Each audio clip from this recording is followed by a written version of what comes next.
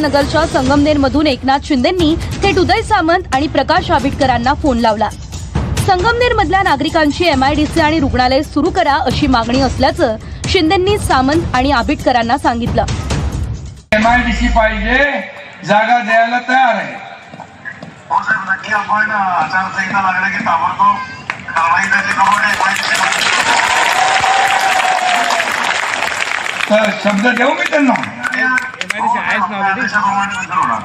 हा, मग बघा नंतर आदेश गडबड करायचं नाही। आपले प्रकाश आबिटकर आरोग्य मंत्री आहेत। इथं बाबा अमोल खताळकडे मी आलो आहे। तिथं त्यांचं म्हणे कॉटेज हॉस्पिटल आहे, पण त्याची दुरावस्था आहे। महिला आणि बाल रुग्णालय बंद आहे, ते चालू करायचंय। काय करणार तुम्ही? मी बुधवारी बोलून घेतो यांना आणि ताबडतोब ते सगळी जोडलेली होतं साहेब। हा, मी करून देतो लगेच। यवतमाळ